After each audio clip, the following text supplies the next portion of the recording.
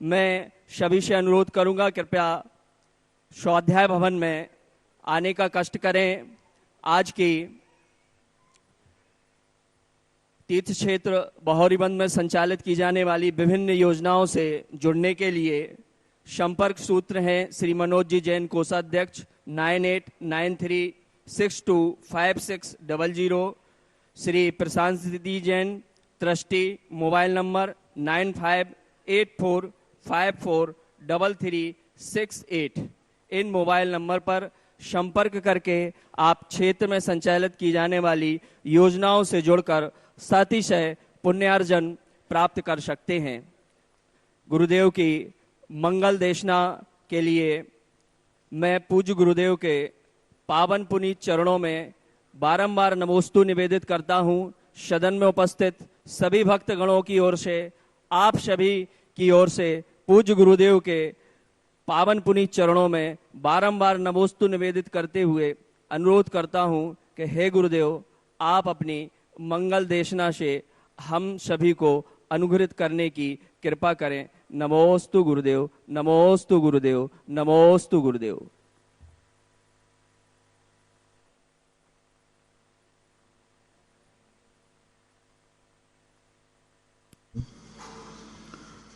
जय श्री ओम नमः सिद्धेभ्यः। जय श्री ओम नमः सिद्धेभ्यः।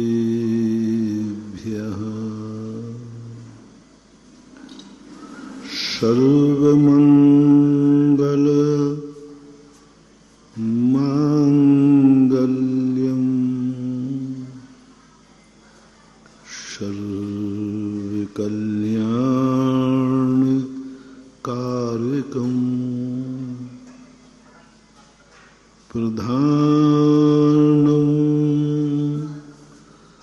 सर्वधर्माणां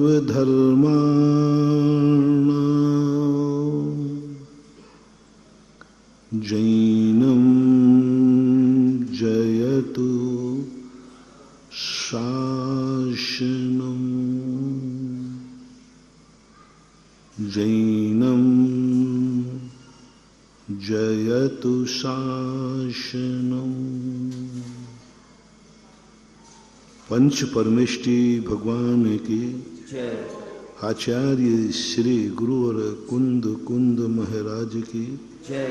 आचार्य श्री गुरुवर विद्यासागर महाराज की जय जय जय। नमाचार आचार्य श्री समय सागर जी महाराज की जय जय जय। तीर्थ श्रोमणी जगत पूज्य निर्यापक श्रवण मुनि पुंगव श्री सुधा सागर जी महाराज की जय जय जय। क्षुल्लक त्रय की जय जय जय।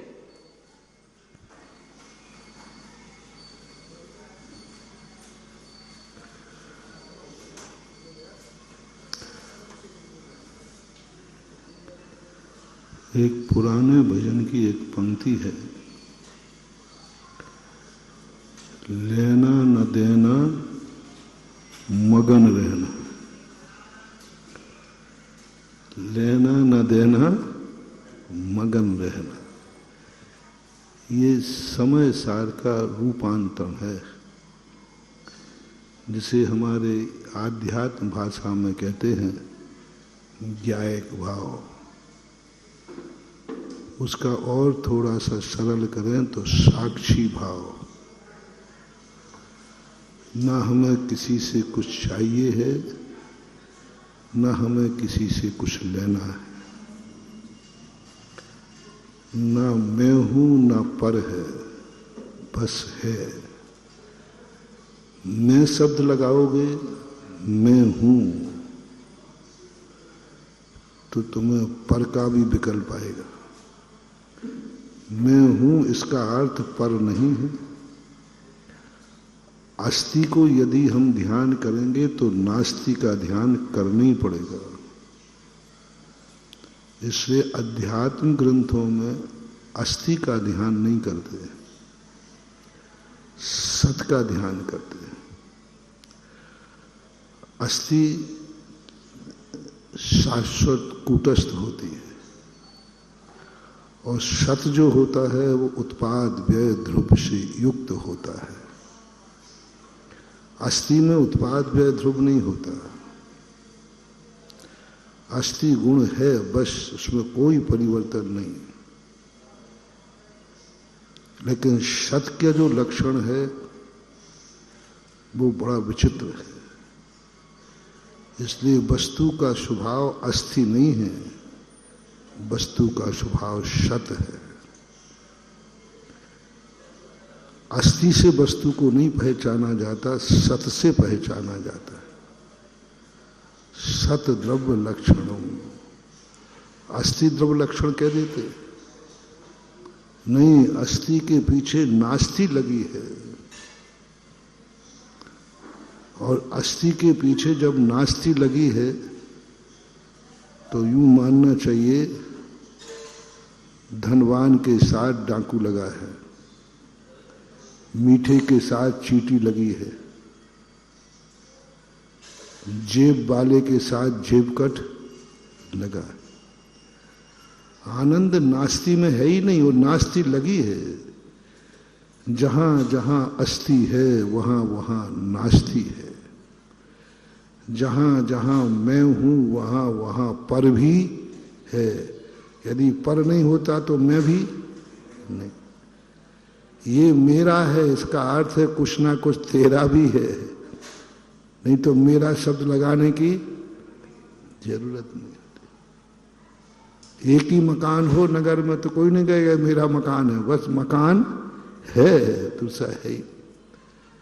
बहुत बड़ा उज्ज्वल कुंदकुंद स्वामी ने समय सार एक ऐसी निधि दे दी है हम मुमुक्षुओं के लिए, हम साधु संतों के लिए, कि यदि समय सार का स्थिति बन जाती है तो इतना व्यक्ति के आनंद की स्थिति बन जाती है, अभाव में भी अभाव की अनुभूति नहीं होती है। ऐसा नहीं लगता समय सार पढ़ने के बाद कि हमारे पास कुछ नहीं है।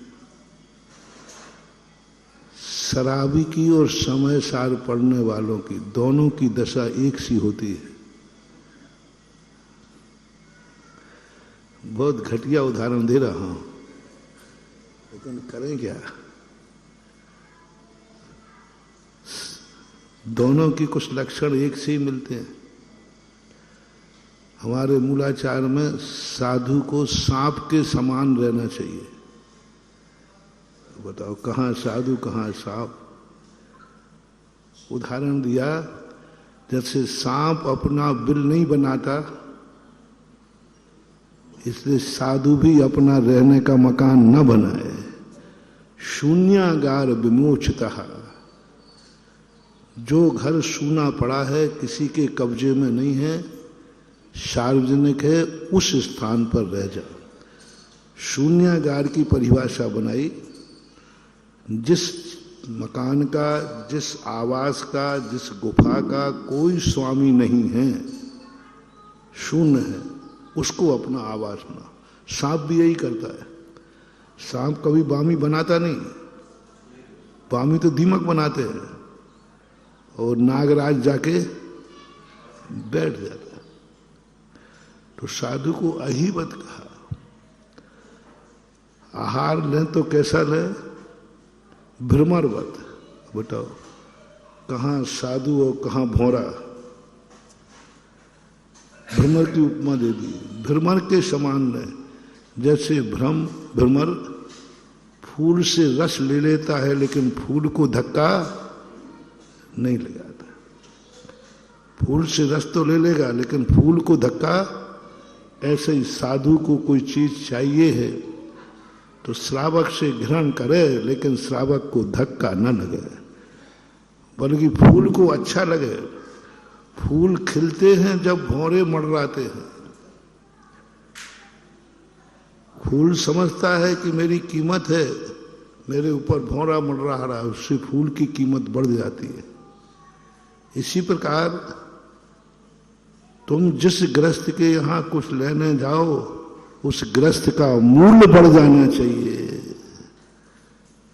जैसे भौरा मंडरा रहा है, यहाँ भौरे बहुत दिख रहे हैं, इसका अर्थ यहाँ अच्छे फूल हैं, सुगंध वाले फूल हैं। सुगंध वाले फूलों की महक किसने बताई? भौरे ने। ऐसे कहा गया कि हे श्रमण, तुझे कुछ भी चीज चाहिए है तो जिससे तुझे मिल रही है, तेरे लेने के बाद उसकी कीमत बढ़ जाना चाहिए। बोलो, आहार होने के बाद तुम्हारी कीमत बढ़ती है कि नहीं? बोलो ना, है ना? कितनी बढ़ जाती है? इतनी बढ़ जाती है, इतनी बढ़ जाती है कि देवता भी नमस्कार करते हैं। जिस श्रावक के यहां मुनियों के आहार होते हैं, देवता उसे साष्टांग नमस्कार करते हैं। धन्य दाता, धन्य पात्र। इतनी कीमत बढ़, पहले कोई नहीं पूछ रहा था, लेकिन जैसे साधु का आहार हुआ, राजा श्रेयांश एक बहुत छोटा सा राजा था। जैसे ही महाराज के आहार हुए, चक्रवर्ती दरवाजे आ गया। चक्रवर्ती कभी किसी के दरवाजे नहीं जाता, लेकिन चक्रवर्ती हस्तिनापुर चला गया। सारा जगत कहता है कि अनहोनी कैसे हो रही है। चक्रवर्ती किसी के दरवाजे नहीं जाता, सारी दुनिया चक्रवर्ती के दरवाजे आती है। मंत्री लोग घबरा गए कि राजन आदेश क्या दे रहे, आप हस्तिनापुर चलना है। वहां राजा श्रेयांश के यहां मंत्री कहते, भगवान राजन आदेश दो, अभी लाऊं श्रेयांश को। आपके आदेश पर वो तो दौड़ा चला आएगा। आपका सेनापति है, छोटा राजा है, आपकी तो थोड़ी सी खबर पहुंचेगी और वो अवभाग मान के चला आएगा। भरत चक्रवर्ती कहते, नहीं, मैं जाऊंगा, क्योंकि वो अभी तक तो निर्मूल था, लेकिन महाराज को आहार देने के बाद वो अनमोल हो गया है। अब वो मेरे से भी बड़ा हो गया है। जिस तीर्थंकर के कदम मैं नहीं रोक पाया, उस तीर्थंकर के कदम राजा श्रेयांश के दरवाजे रुक गए। उसका कितना पुण्य। चक्रवर्ती कहता है मैं, और चक्रवर्ती जब हस्तिनापुर पहुंचा तो राजा श्रेयांश घबरा गए, बोले राजन आप आदेश फरमाते, मैं खुद ही आ जाता। क्या बात है, आप मेरे दरवाजे आए। राजा सोम, राजा श्रेयांश भयभीत हो गए कि जरूर कोई हमसे उद्दंडता हो गई है। शायद भगवान के आहार चक्रवर्ती देना चाहते थे, लेकिन मैंने पड़गा लिया है, तो शायद चक्रवर्ती गुस्से में आ रहे हैं। तेरी ये औकात, तेरी ये औकात, मेरे रहते हुए तेने पड़गा लिया। तूने चौका लगाया क्यों? जब कहीं चौका नहीं मिलता तो अपने आप महाराज आते। ये भी हुआ है, एक शास्त्रों में हुआ है। जब तुम्हारा चौका लगता है ना, तो हे भगवान, किसी का चौका नहीं लगे जिससे पहले ही दिन।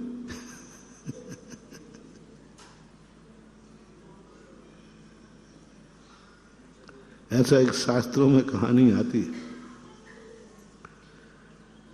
कि एक राजा ने, मुनि भक्त था कट्टर, एक महाराज मासोपवासी थे। तो उसने कहा मासोपवासी हैं तो इनका आहार तो मेरे यहाँ पार ना होना चाहिए। अब कैसे संभव है? तो उसने नगर में टोंटी पिटवा दी कि वो उठेंगे तो सही, राजा का आदेश है कोई चौका नहीं लगाएगा, मात्र राजा का चौका लगेगा। और नगर के बाहर से रंगोली डाल दी कि महाराज सीधे। तो जैसे वो महल की तरफ आए, उसी समय महल में आग लगी और चौका नगर में था ही नहीं। महाराज लौट गए और 1 महीने में एक बार आहार को उठते थे, फिर 1 महीने का आहार उपवास कर लिया। अब राजा कहता अब तो और बड़े महाराज हो गए, अब तो उसने फिर कह दिया कोई नहीं करेगा चौका। दूसरी बार आए तो राजा का हाथी बिचक गया, और जैसे ही महाराज आ रहे हैं हाथी बिचक गया, सारे कोहराम मच गया। अस्त व्यस्त देखकर महाराज फिर लौट गए। कितने महीना हो गया वो? 3 महीना हो गया, 2 तो हो ही गए थे। उनकी शक्ति 1 महीने के उपवास करने की थी। अब किसी को 1 उपवास की शक्ति हो और 2 करना पड़े तो दिक्कत तो होगी कि नहीं होती? 1 महीने की शक्ति थी, अब 2 महीने हो गए, शरीर क्षीण हो गया। लेकिन हाथी बिचक गए, अब जा नहीं सकते।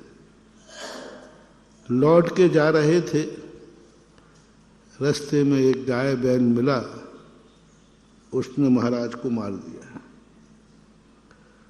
मार करके महाराज गिर गए, क्योंकि अब शक्ति तो उनकी रही नहीं थी। गिरते ही एक श्रावक वहां जो लकड़हारे होते ना, बकरी चराने वाले, वो महाराज की हालत देखकर बोला देखो कैसा राजा दुष्ट है, स्वयं की किस्मत में हार देना नहीं लिखा और दूसरों को भी नहीं देने दे रहा है। दूसरों को भी नहीं देने दे रहा और स्वयं को तो उसका है ही नहीं। ये शब्द महाराज के कान में पड़े। अच्छा, राजा दूसरों को चौके नहीं लगने दे रहा है। बस उसी समय महाराज के मन में विकल्प आ गया, ये तो दुष्ट राजा है, दूसरों को मना कर रहा है कि मेरे यहां आहार हो जाए, महाराज मेरे यहां आवे, इतना चाह रहा है, किसी के यहां नहीं जावे। ये विकल्प आया ही है और महाराज के प्राण निकल गए, मरण को प्राप्त। अब उसने, राजा ने चाहा था कि नहीं, द्वेष था कि राग? राग था कि महाराज हमारे लिए मिलना चाहिए, हमारे यहां आहार होना चाहिए। उसका परिणाम ये निकला कि राजा दोनों मरण करके कालांतर में जाकर के राजा के यहां, वो राजा मर के राजा हुआ और वो जीव जो मुनिराज का जीव था वो मरकर उसी राजा के यहां बेटा हुआ। राजा मर करके सैनिक राजा हुआ और वो जीव घूम घाम करके, क्योंकि मरते समय उसने संकल्प किया था ये मुझे चाहे तो रहा है लेकिन कितना दुष्ट है, मुझे खाने भी नहीं दे रहा है, चाह रहा है इसलिए बेटा हो गया। इतना चाहता था उस बेटे को। राजा सैनिक उस बेटे को इतना चाहता था, क्योंकि मुनि अवस्था में चाहा था ना। कितना चाहत होगी जब सब चौके बंद करा दिए, नहीं महाराज का हार मैं दूंगा। कितना राग था। उस राग के कारण से वह मुनिराज उसके यहां बेटा हुए और राजा सनक का इतना राग था कि वह उसको हमेशा गोदी में लेके बैठता था। राजगद्दी पे बैठे तो गोदी में लेके बैठे। उसको एक दिन बिस्कुटी हो गई। बिस्कुटी जानते यहां नाखून के पास होती, नौघेरा। अब वो नौघेरे में क्या है, जलन होती, बहुत दहकता है। तो ये रोता था। अब वो जीव इसको रोते देख नहीं सकता था, तो उसके अंगूठे को मुंह में दबे रहता था। सड़ा हुआ, पीप भरा हुआ अंगूठा मुंह में रखे रहता था, जिससे इसको थोड़ी साता बनी रहे। इतना चाहने वाला सैनिक, जैसे वो बेटा बड़ा हुआ, राजा सैनिक अपने पिता को जेल में डाल दिया। महारानी चेलना माँ थी उसकी। उसने कहा, बेटा क्यों जेल में डाल दिया तुमने इसको? पिताजी, क्या कहा? तेरे पिताजी तुझे बहुत चाहते। बोले, माँ पता नहीं क्यों मुझे इनको देख के गुस्सा आता है। मुझे इनको देख करके राजा कुणिक भी रो रहा है। मैंने इतने चाहने वाले पिता को जेल में क्यों डाल दिया? लेकिन वो कहता, माँ पता नहीं मुझे गुस्सा आता है, गुस्सा आता है, इसलिए मैंने इनको जेल में डाल दिया। गलती क्या है? पिताजी ने कुछ गड़बड़ किया? कुछ तुझे नहीं, कुछ नहीं किया, बस गुस्सा आता है। अनजाने व्यक्ति को देखकर कभी गुस्सा आवे, समझ लेना चाहिए पूर्व भाव का कोई बैर सामने आ रहा है। महारानी चेलना बहुत परेशान, लेकिन क्या करे, राजा लड़का बड़ा हो गया, उसने राजगद्दी छीन ली, अपने हाथ में ले ली। अंत में एक दिन राजा को सुनाता है, राजा को सुनाने का भाव करता है कि देख तेरे पिताजी तुझे कितना चाहते हैं। उसको भरी हुई अंगूठी की बिस्कुटी का कहानी सुनाई तो कुणक कहता, माँ मुझे पिताजी इतना चाहते हैं? बोले, हाँ बेटा। अब बस जो कर्म का उदय था उसकी स्थिति खत्म हो गई। तो कुणक कहता, मैंने गलती की पिताजी को बंदी करके। तो उसने मंत्रियों से नहीं कहा, स्वयं हथौड़ा लेकर के जेल की तरफ दौड़ा कि ताला खोलने की भी देरी नहीं, मैं ताला तोड़ करके पिताजी को बाहर निकालूंगा। ये तो अच्छे भाव से गया। उधर राजा सैनिक जेल के सींचे में से देखते हैं कि मेरा बेटा हथौड़ा लेकर के दौड़ता हुआ चला आ रहा है। इसका अर्थ है कि अभी ये बंदी बनाने से संतुष्ट नहीं हुआ, ये मुझे मारेगा, हथौड़े से मारेगा। हथौड़ा ले रहा है, दौड़ता हुआ आ रहा है, नियम से मारेगा। राजा सैनिक के मन में भाव आया कि बेटे के हाथ की अपेक्षा, मरने की अपेक्षा मैं स्वयं मर जाऊं, इसकी अपेक्षा मैं स्वयं मर जाऊं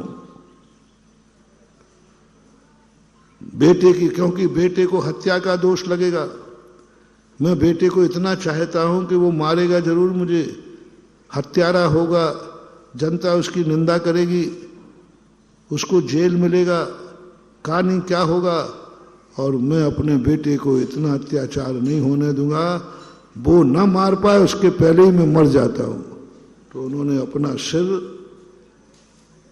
किवाड़ में वो बल्लम लगे रहते ना, बल्लम, उस पर मार करके हत्या कर ली, हाथ में। कुणक आया, पिताजी ये क्या किया, क्या किया? बोले, क्या किया? मैं तुम्हें मारने नहीं आ रहा था पिताजी, लेकिन हो जाता है कई बार। ऐसे ही राजा श्रेयांश को हो गया, चक्रवर्ती क्यों आ रहा है मेरे दरवाजे? लगता है कि हमसे कोई गलती हो गई। ऐसा एक रामायण में भी प्रसंग आता है। राम और लक्ष्मण को जब वनवास होता है, उस समय भरत घर में नहीं थे, ननिहाल गए थे। भरत की ननिहाल कश्मीर में थी। क्या कहीं कहाँ थी? पंजाब देश की, कश्मीर की थी क्या कहीं। तो ननिहाल गए हुए थे। बाद में जब आए तब सारा राज्य पता चला। तो भरत भैया को लौटाने के लिए जाते हैं, ठाट बाट के साथ। भैया ऐसे नहीं आएंगे, हम खुद जाएंगे, ठाट बाट के साथ, दल बल के साथ। उन्होंने तो अच्छे के लिए किया। उधर लक्ष्मण ने देखा, बोले भैया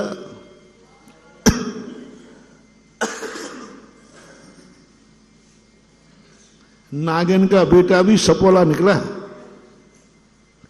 मां ने तो देश निकाला, लेकिन अब वो उसी का बेटा है। इसने सोचा 12 वर्ष के बाद, 14 वर्ष के बाद फिर उपद्रव होंगे, इसलिए इस समय राम लक्ष्मण अकेले हैं, सेना को लेकर ये आक्रमण करने आया है। ये भरत क्या समझता है? भैया आदेश दो, मैं उन्हीं समय भरत को निपटा के आता हूं। मैंने तो पहले ही कहा था कि उस कैकेयी को निपटाने न दो। अब तो नहीं मानूंगा, आप मना भी करोगे तो भी। भरत की इतनी हिम्मत कि वो सेना लेकर मुझे मारने आ रहा है, भैया को मारने आ रहा है। रामचंद्र जी ने देखो, महान तो महान ही होते हैं, वे दोनों पक्षों पे सोचते हैं। लक्ष्मण, यदि भरत लड़ने नहीं आ रहा हो सकता है मिलने आ रहा हो तो। बोलो भैया आप चुप रहो, आप अपने जैसे सबको मानते हो, आप अपने जैसे सबको मानते हो, दुनिया ऐसी नहीं है। लक्ष्मण रामचंद्र जी कहते, बिना विचारे बिना समझे हुए किसी का नाश करना ठीक नहीं है। किसी का नाश करना ठीक नहीं, समझो सोचो। रामचंद्र जी उस प्रसंग में एक कथा सुनाते हैं। इसमें क्या समझना, देखो वो अयोध्या की ध्वजा है कि नहीं, देखो सेना चल रही है कि नहीं, बहुत आगे पूरी दल बल के साथ हैं। और राजा जब सेना के साथ जा रहा है तो नियम से युद्ध हो नहीं, वो तो संकेत ही, अपने इसमें क्या विचार करना। नहीं, पहले पता करो, पहले मालूम करो कि बात क्या है। देखो कई बार ऐसा होता है, एक तोता था, राजा जंगल में प्यासा था और प्यासा जंगल में होने के कारण उसको पानी नहीं मिल रहा था। एक बहुत बड़े बरगद के पेड़ से पानी की धार चल रही थी, उसने दोना बनाया, वो पानी ले लिया। एक तोता बैठा देख रहा था, उसने कहा कि अब ये मरेगा। तो तोता ने, जैसे उसने दोना भरा, पीना चाहा, तोता ने आके गिरा दिया। राजा कहता है ये दुष्ट है, मुझे पीने, द्वारा भरा तो द्वारा तोते ने गिरा दिया। तीसरी बार में तोता के लिए वो डंडा लेके बैठा, आए तू देखता हूं, वो दोना भर लिया और तीसरी बार डंडा लेके बैठा। लेकिन तोता ने सोच लिया था मैं मरूं तो मरूं, राजा को मरने नहीं दूंगा, ये पानी पीने नहीं दूंगा। फिर गिरा दिया, लेकिन राजा ने उसको मार दिया। फिर राजा के मन में भाव आया कि अभी एक तोता आया, दूसरा आ जाएगा, जहां से ये पानी निकल रहा है पेड़ में वहीं चलते। वहां जाके देखा तो एक अजगर सो रहा था, उसके मुंह का पानी टपक रहा था और वहां जो पानी था उसमें वो घुल रहा था। तो पानी क्या हो गया, वो जहरीला। राजा देखकर भयभीत हुआ, अरे ये तो मर जाता मैं। ओहो, तोता तो मेरा उपकार कर रहा था, मैंने इसको मार दिया। क्योंकि तोते को मालूम था कि वहां जहरीला है, राजा को नहीं पीने दे। लेकिन अब पछताए होत क्या, चिड़ियां चुग गई। जिंदगी में इससे हमें ये शिक्षा लेना चाहिए कि कोई भी किसी को नुकसान पहुंचाने के पहले उसके अभिप्राय को समझना चाहिए, अच्छी तरह समझ लेना चाहिए।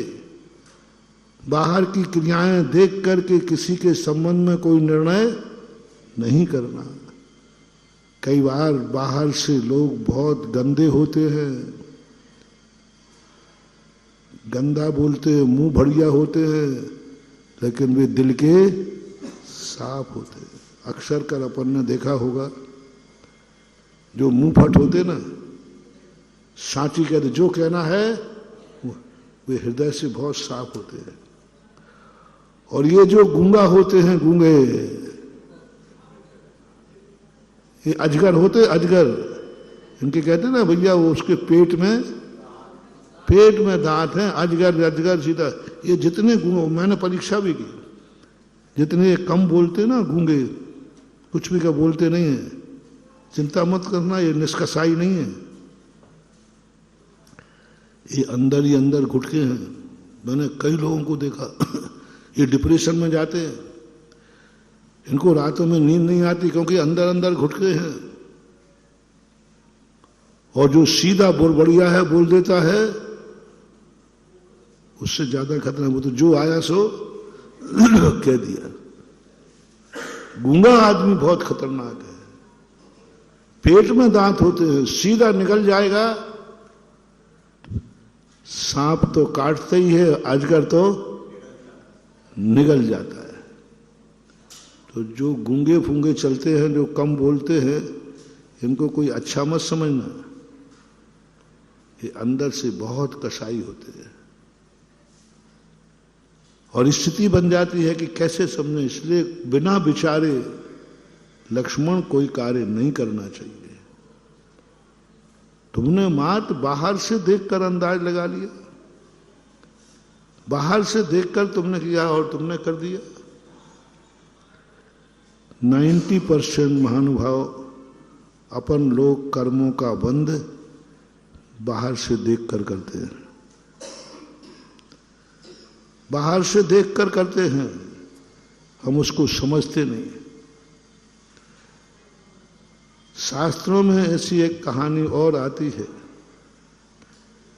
कि गृहस्थ अवस्था के एक क्षुल्लक और क्षुल्लकानी थी, दोनों भाई बहन थे। ये जो दूसरों के ऊपर अपवाद होते ना, निरपराधी को अपवाद, तो वे दोनों विहार करते हुए मिल गए। तो दोनों भाई बहन तो थे ही, और बैठकर बातें करने लगे। जवान थे दोनों। एक जीव ने देखा और उसने उन पर शक कर लिया, देखो साधु तो बन गए हैं लेकिन रंग रेलियां मना रहे हैं, देखो कैसे हंस रहे हैं। साधु तो बन गए लेकिन अभी इनका बुरा भाव नहीं गया। और फिर दोनों भाई बहन थे, आराम से बैठे थे, चर्चा कर रहे थे। लेकिन देखने वाले से दूर से देखकर सावन के आंधरे को हरा हरा ही दिखता है, हरा हरा ही दिखता है। पापी को दुनिया पापी दिखती है, रागी को व्यक्ति वीतरागता में भी राग ही देखता है। रागी व्यक्ति की दृष्टि राग पर ही रहती है, नियम है। रागी व्यक्ति वीतरागता में भी राग देखता है, और वीतरागी व्यक्ति राग में भी वीतरागता देखता है। गंदे आदमी को अच्छा आदमी भी गंदा लगता है, और अच्छे आदमी को गंदा भी। हाँ, पारसनाथ जैसे गंदे आदमी, पापी आदमी, वो भी अच्छे लगते हैं, और गंदे आदमी को बहुत अच्छे आदमी भी गंदे लगते हैं। ये घटना सुनकर उस समय ऐसा कर्म का बंध हुआ, और उसने जाकर गांव में डिंडोरा पीट दिया। देखा एक क्षुल्लक क्षुल्लकानी है, काय के साधु हैं, ऐसे हैं। सारी जनता आके घेर लिया, और घेरते ही क्या बात है, तुम लोग क्या कर रहे हैं?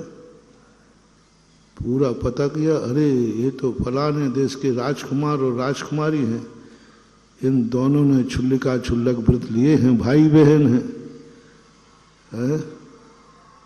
भागे सब, और कर्म का बंध तो हो गया। बाद में जाकर के उसी कारण से शुद्ध होकर के भी लोगों ने उंगली उठा दी। जैन दर्शन के अनुसार बिल्कुल शुद्ध थी, कोई दोष नहीं था, फिर भी लोगों ने अपवाद क्यों कर दिया? निर्दोष थी सीता, निर्दोष थी सती, निर्दोष थी महिला, सब कुछ नहीं था, फिर भी लोगों ने उंगली उठाई। वर्तमान में कोई भी घटना घटे, समझ लेना इसके पीछे कोई अतीत की कहानी। अब उस समय की कहानी, वो भी निर्दोष थे, तूने विकल्प किया। तुम भी निर्दोष हो, दुनिया विकल्प कर रही है। लोग कहते हम तो निर्दोष हैं महाराज, फिर भी लोग कह रहे तो तुमने भी तो निर्दोष के लिए। इसलिए कभी भी कोई चीज विचार हो, ऐसी घटना आज भी घटती हैं, हमेशा से घटती आई। कई बार अपन किसी को और समझते हैं, वो निकलता कुछ और, अरे भाई आई एम सॉरी, मैंने तो समझा।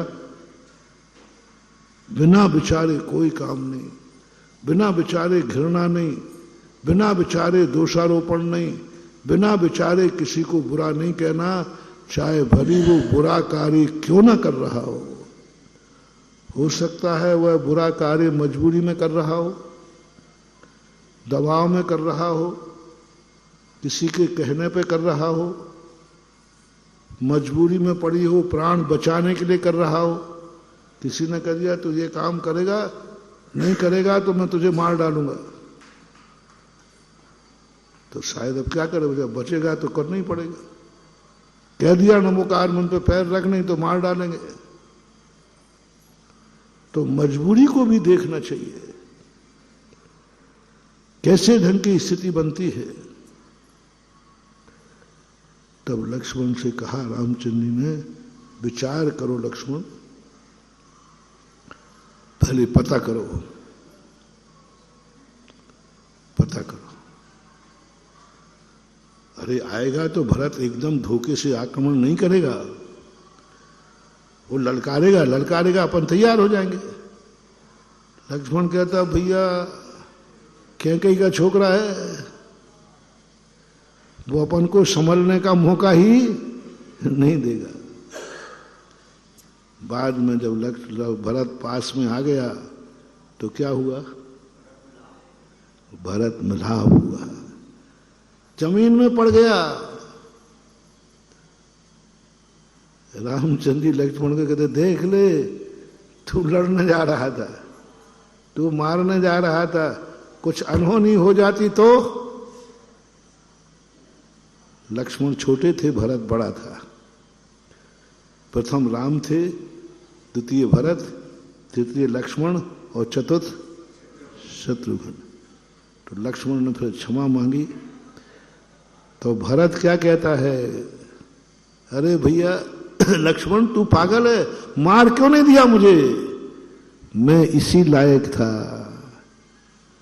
जब बताया लक्ष्मण ने कि भैया अरे भरत मैंने तुम्हारे प्रति ऐसे भाव किए, तुम्हें सेना लेके आ गए, तो भरत ने घृणा नहीं की, बोले लक्ष्मण तूने मार क्यों नहीं दिया,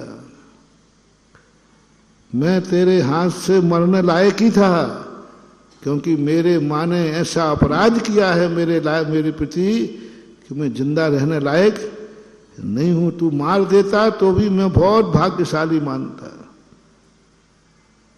बिना विचारे जो करे सो पीछे पछताए। विचारना चाहिए, सोचना चाहिए। तो उसी प्रकार राजा श्रेयांश घबरा जाता है, भरत चक्रवर्ती आया है, अब हमारा नाश निश्चित है।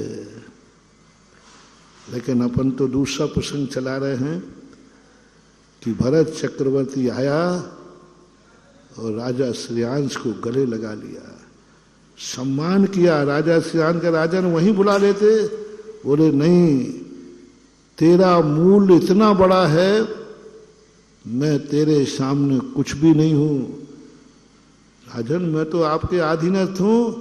बोले नहीं तू पुण्यहीन था, जब से भगवान को आहार दिए हैं तू अनमोल हो गया है, इसलिए मैं तेरे दरबार में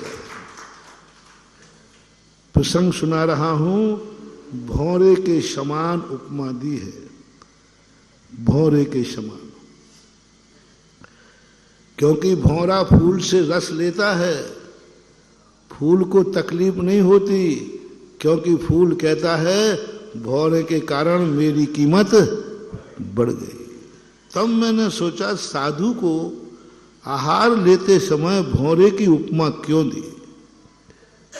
अब बताओ कहां भौरा चौरिंद्री, लेकिन दिए।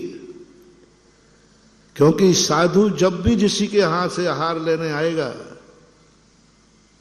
उस गृहस्थ को धक्का नहीं लगाएगा, बल्कि उस गृहस्थ का मूल्य बढ़ाएगा, अनमोल हो जाएगा, वो जगत का पुण्यात्मा हो जाएगा वो। अरे ये वो पुण्यात्मा है जहां महाराज के आहार हुए। इसलिए साधु आहार लेने ही नहीं जाता है, तुम्हारी कीमत बढ़ा के आता है। जितना तुमने दिया उतनी कीमत बढ़ गई। किसी व्यक्ति ने कहा, बोले महाराज जी मैंने अपनी कॉलोनी काट रहा था,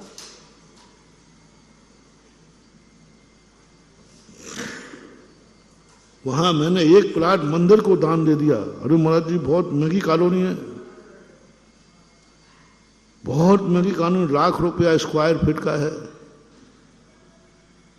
लेकिन मैंने देखो महाराज जी मंदिर में निकाल दिया, आज वो 2-3 करोड़ का प्लाट है। आज कौन दान देता है इतनी महंगा? मैंने कहा अच्छा, पहले मैं बुद्धू बन जाता था, अब नहीं बनता। मैंने कि भैया इतना और बता दे, मंदिर बनाने के बाद तेरे प्लाट की कीमत कितनी हो जाएगी? महाराज ये हिसाब लगाना भी आपको आता है क्या? मैंने कि हिसाब नहीं लगाऊं तो तुम लेंगे से बुद्धू तो हमें। मैंने कि बोल कितना बढ़ जाएगा? 2 करोड़ का प्लाट दान में दिया है, और जैसे ही भगवान का मंदिर बनेगा, आप लोग बताओ ना कितना बढ़ जाएगा? 1.5 लाख मान लो कि 2 लाख मान लो, दूना हो जाएगा कि डेढ़ा? महाराज दूना क्या, वो तो फिर। अब बोलो तू बता पूरी जमीन में कितने कमाएगा? 50 करोड़ रुपया तेरी वृद्धि हो गई। भगवान का मंदिर बनाकर तूने एहसान नहीं किया है, मंदिर बना करके तूने करोड़ों रुपए का अपना माल बढ़ाया। ऐसा होता है या नहीं? होता ही है। दान देने वाला, धर्म करने वाला, भगवान को जो थोड़ा भी दान दे रहा है, वो दान नहीं दे रहा है बंधु, वो कई गुणों कमा रहा है। कल या परसों हमने कहा था ना, धर्म इन्वेस्टर बन के करना, दान को कभी खर्च में नहीं डालना, दान को क्या करना? इन्वेस्ट। इन्वेस्ट किसे बोलते हैं? चलो अभी डाल देते हैं, बाद में दान को इन्वेस्टर बन करके करना। ये खर्च में नहीं डालना, ये कई गुना लेके आएगा। जैसे एक मंदिर को प्लाट दे दिया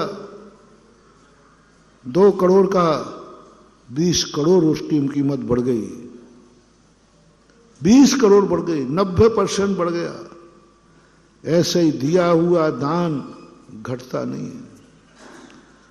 हम सोचते हैं कि हम मंदिर को दान देकर भगवान का मूल्य बढ़ा रहे हैं, नहीं, तू खुद अपना मूल्य बढ़ा रहा है।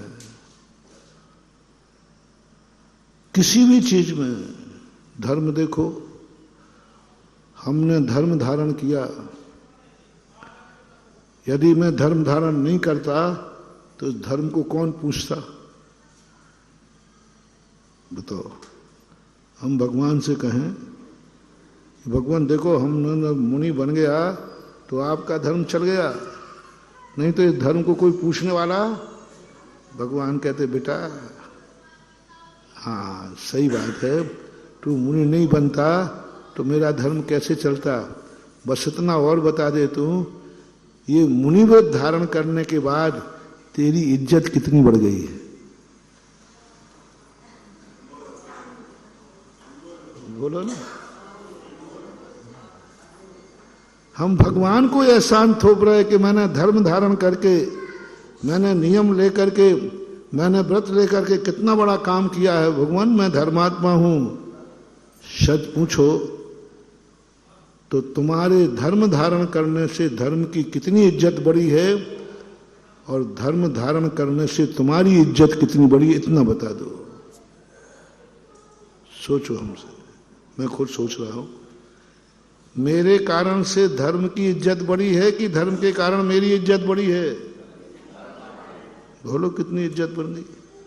कौन पूछ रहा था? 84 लाख योनि में पड़ा था, संसार में राग देश में पड़ा था। जैसे ही महाव्रत लिए जगत पूज्य बन गया। परमेष्टि परम ज्योति विरागो विमलाकृति है ना, हाँ, सर्वज्ञो अनादि मध्य अंत से रहित शास्ता शास्तो। क्या बात है, कितनी इज्जत, कितना शान बढ़ा। कोई घाटा का सौदा नहीं। ठीक है, हमारे इस कारण से धर्म को सहारा मिल गया, हमारे कारण से धर्म हमारे पास टिक गया। तो धर्म को तो मिला मात्र सहारा, और हमें तो मिल गया सारा, सारी दुनिया। पंच परमेष्टि मिल गए, पंच परमेष्टि का पद मिल गया। ठीक है, मंदिर भगवान का मंदिर बन गया। यदि कॉलोनी में वो प्लाट नहीं देता तो मंदिर बनने वाला, ठीक है मानता हूं कि तेरे प्लाट देने से मंदिर बन गया, लेकिन अकेला यही एहसान मत छोड़ो, मंदिर बनने से 2 करोड़ के प्लाट पर तूने 20 करोड़ कमाए हैं रे बनिया। हाँ, तेरे दान देने से बहौरी बंद का मंदिर बन जाएगा, पक्का है। तू नहीं देगा तो बनने वाला, लेकिन इसके बनाने के बाद जो तेरी इज्जत होगी, जो तू कमाएगा, जा करके क्या फल लिखा है धर्म रत्नाकर में, यही बात को खोला। तूने भगवान का मंदिर बनाया, काय का बनाया? पत्थर का। काय का बनाया? आरसीसी का। अरे महाराज जी, इतना पैसा कौन लगाता है आज के समय पर? देखो पूरा मंदिर हमने बना दिया। हाँ, पूरा मंदिर नहीं बनाया, पाषाण का मंदिर बना करके तूने रत्नों के विमान का इंतजाम कर लिया है। जो भगवान को आवास दान देते हैं वे नियम से स्वर्गों में विमान पे उत्पन्न होते, नियम से विमान में उत्पन्न होते। विमान रत्नमय होता है। मंदिर 100 फुट का बनाया, विमान तो हजारों किलोमीटरों का होता है। जैसे तुमने मंदिर के कॉलोनी में प्लाट बना करके रेट बढ़ा लिए, वो तो तुमने कहा नहीं, ऐसा ही अपन ने मंदिर, आप लोगों ने मंदिर बना करके जब विमान मिलेगा रत्नमयी, आवास दान देता है मन भगवान का कम नहीं है, सीधा वैमानिक देवों का लक्षण है।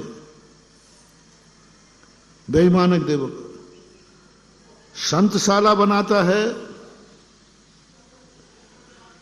तो नियम से उसे राजमहल की स्थिति बनती है। आवास दान दिया मुनियों के लिए तो वो नियम से मरण करके उस समय आयु बंद कर ले तो राजमहल में जन्मेगा। बिना बनाए बसियत में राजमहल मिलेगा। और यदि धर्मशाला बनाई है तो यात्रियों के लिए, तो आपको नियम से मरोगे उस समय ऐसे परिणाम से, तो उस समय किसी सेठ के यहां जन्म लोगे, हवेली में, हवेली मिलेगी, क्योंकि तुमने धर्मशाला बनाई थी। धर्मशाला में कमरा बनाया था, संतशाला बनाई थी तो महल बना, मंदिर बनाया तो विमान मिला, और पशु पक्षियों को गौशाला बनाई तो हवेली नहीं मिलेगी, फ्लैट मिलेगा, फ्लैट, फ्लैट मिलेगा। क्योंकि तुमने गायों की रक्षा की, गायों को शेड बनाया, इसलिए तुम्हारे उस बाप के जन्मोगे जिसके यहां खुद का मकान होगा, खुद का मकान होगा। क्योंकि आपने उनको रहने का स्थान दिया। अब आप लोग सोच लो, थोड़ा आज मैं हिसाब किताब ऑडिट कर रहा हूं, अकाउंट पढ़ा रहा हूं, अकाउंट। अब प्रसंग है, कभी कोई आ जाता है, कभी तुम्हारी बुद्धि जो आती है अहंकार की, मैं मंदिर बना रहा हूं, मैं महाराज को आहार दे रहा हूं, मैं महाराज का विहार करा रहा हूं, न देखो प्रतिदिन अभिषेक करता हूं, मैं पूजा करता हूं, मेरा रात्रि भोजन त्याग है, मैंने व्रत ले लिया है, मैं मुनि बन गया हूं। देखा कितना बहादुरी का काम किया। अरे मुनि बनना बहादुरी का काम नहीं है, बोलो ना। तुम्हें को शोभा दे रहा, मैं हमने मुंह से मत कहलवा देना है तुम्हारे लिए तो शोभा दे रहा है। तुम तो कहोगे अंदर विषय वासना वर्ते, बाहर लोक लाज भय भारी, ताते परम दिगंबर मुद्रा, धर न सके दीन संसारी। है कोई अंदर विषय वासना वर्ते, अंदर क्या भरा है? विषय वासनाएं कसाय भरे। बाहर लोक लाज भय भारी, लोक लाज है, कैसे नंगे रहोगे? बाहर लोक लाज भय भारी, तात परम दिगंबर मुद्रा, धर न सके दीन संसारी। ये दीनहीन संसारी व्यक्ति दिगंबर मुद्रा धारण नहीं कर सकता। महाराज बहुत बहादुरी का काम है, ये आपको शोभा देगा। हम कहें तुमसे, देखा मेरी बहादुरी, हाँ देखा बहादुरी, देखो मैं मुनि बना हूं, तो ये हमारा अहंकार है। तुम कहोगे तो भक्ति है, क्या है भैया? तुम लोग कहोगे तो भक्ति है, और मैं कहूं तो अहंकार है। बहुत सारे लोग कॉलोनी वाले कह रहे भैया बहुत बड़ा काम किया आपने, मंदिर बना दिया, बहुत बड़ा दान दिया, तो ठीक है, क्योंकि कॉलोनी वाला वार 2 करोड़ का प्लाट ले ही नहीं सकते थे, कभी मंदिर बनना ही नहीं था। कॉलोनी वालों की इतनी हिम्मत ही नहीं थी कि 2 करोड़ का प्लाट ले ले, तो वे तो कहेंगे भैया बहुत बड़ा काम किया आपने, प्लाट दे दिया, मंदिर बन गया। लेकिन प्लाट देने वाला न कहे, प्लाट देने वाला ना कहे, नहीं तो सब नाश हो जाएगा। कॉलोनी वाले कहें कि इसने 2 करोड़ का प्लाट दिया है, वो सम्मान करें तो बात बनती है। लेकिन प्लाट देने वाला कहे कि देखा मेरे जैसा दानी कोई देखा, मैंने 2 करोड़ का प्लाट दिया है, तो तुम बर्बाद हो जाओगे।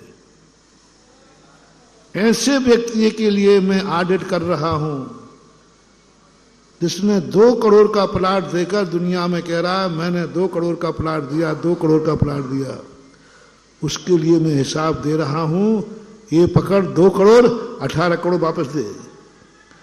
क्योंकि मंदिर के कारण कॉलोनी का रेट कितना बढ़ गया? 20 करोड़ हो गए। नहीं महानुभाव, नहीं, हमेशा यही कहना भगवान मैंने कोई दान नहीं दिया है, मैंने तो आपके बहाने 18 करोड़ कमाया है। मैंने दान दिया ही नहीं, मैंने तो इन्वेस्ट किया है, 2 करोड़ लगाए, 18 करोड़ मिल गए। काय का दान हुआ? 2 करोड़ का प्लाट दिया और रेट कितने हो गए? 20 करोड़ के, तो 18 करोड़ किया है। भैया मैंने कोई दान नहीं दिया, मैंने तो प्लाट दे करके 18 करोड़ कमाए हैं। बोलो सही क्या है कि नहीं? काय का दान दिया और अहंकार कर रहे हो। मेरा पार्टी पे नाम क्यों नहीं लिखा? मेरा नाम लिखो, 2 करोड़ का प्लाट दिया है, अब मैं तेरी कॉलोनी पे नाम लिखाता हूं 18 करोड़ का। भगवान तो बोलेंगे नहीं, लेकिन भगवान का पिए तो मैं ही हूं, मैं तो बोल सकता हूं। 18 करोड़ रुपया तुमने कमाए हैं, क्या 2 करोड़ के दान को भूल सकते हो? क्या 2 करोड़ के दान का एहसान मान सकते हो? क्या कहोगे आकर के मैं इस मंदिर का बहुत एहसानबद्ध हूं, हे भगवान मैं आपका बहुत एहसान हूं, आपका ऋणी हूं कि आपके कारण से मैंने 18 करोड़ कमाए हैं। जिसके निमित्त से कोई 18 करोड़ कमावे तो बोलो उसका एहसान मानना चाहिए या नहीं? तो 2 करोड़ दान देने वाले को किसका एहसान मानना है? समाज का, भगवान का, दान का नहीं। मैं इस मंदिर का बहुत ऋणी रहूंगा। इस मंदिर की बदौलत है कि मैंने 18 करोड़ कमाए हैं। कॉलोनी वाले कुछ भी कहें, तुम्हारी नीति बता रहा हूं। ऐसा ही मंदिर में दान देते समय कभी भाव नहीं करना मेरी बदौलत मंदिर बन रहा है, मैं दान दे रहा हूं, मैं मंदिर बना रहा हूं। नहीं महानुभाव, इन्वेस्ट कर रहे हो। भगवान तुम्हारे ऋणी नहीं है, तुम भगवान के ऋणी हो। तुमने मंदिर बनाकर भगवान पर एहसान नहीं किया है। भगवान का मंदिर बनकर के उस मंदिर ने तुम्हारे ऊपर एहसान किया है। तुमने पत्थर का मंदिर बनाया और तुम्हें रत्नों का विमान मिल गया। 100 फुट का मंदिर बनाया, हजारों फुट का बन गया, वो 18 करोड़ वाला। जब वो देवता बनता है तब उस मंदिर में जो बना के गया था ना, उसका एहसान मानता है। आज मैं न मंदिर बनाता न मुझे विमान मिलता। इस मंदिर का मैं एहसानबद्ध हूं, मंदिर का मैं ऋणी हूं कि मैंने छोटा मंदिर बनाया, बदले में मुझे विमान मिला। मैंने एक छोटी सी संतशाला बनाई थी, मुझे महल मिल गया। अवध ज्ञान होगा तो करो। इसलिए मेरा सिद्धांत थोड़ा अलग है। मैं कभी अपने भक्तों से मंदिर नहीं बनवाता। अपन भी बढ़िया आदमी हैं।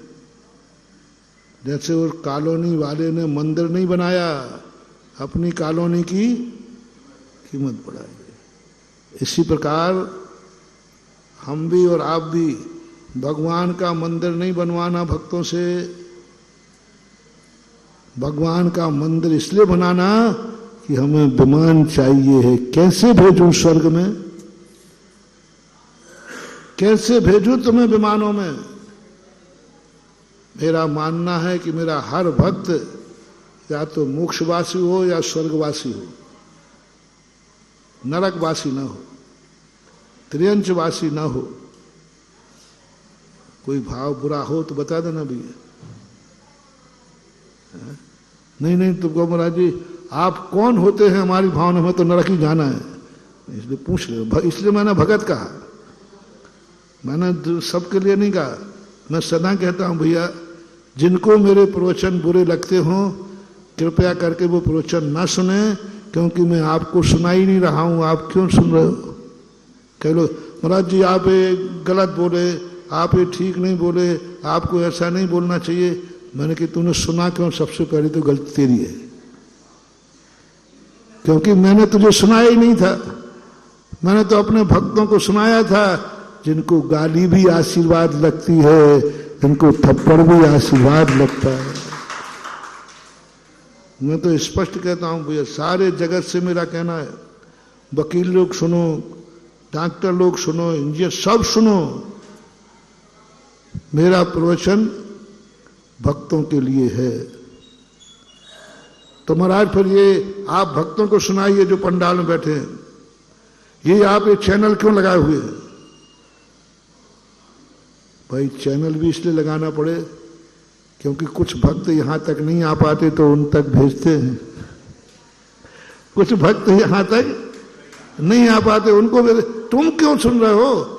हाँ, हमारा प्रवचन आते ही आपका टीवी अपने आप ऑन हो जाता हो।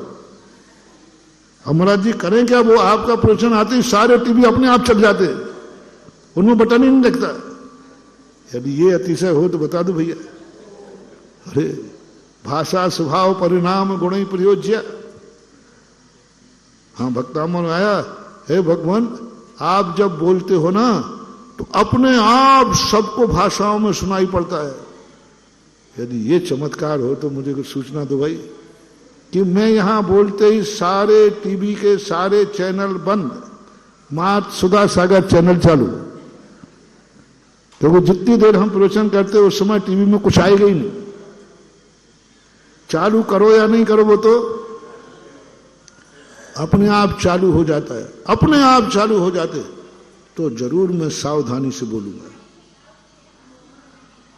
तो मैं बहुत सावधानी से बोलूंगा, क्योंकि सबको डिस्टर्ब हो रहा होगा, क्योंकि चैनल सब अपने आप चालू है। बोलो, थोड़ा बता दो, मैं इतना अतिशयकारी हूं क्या? मेरे इतने अतिशय हैं क्या? थोड़ा मैं इतना अतिशय जिस दिन हो जाएगा मैं अपनी पीठ स्वयं ठोक लूंगा। नहीं है, अभी नहीं है। एक व्यक्ति ने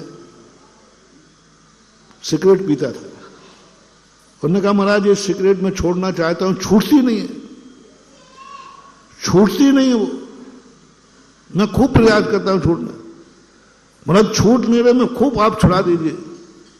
मैंने कहा तू एक नियम ले ले, तू सिगरेट खरीदने कभी दुकान पर मत जाना।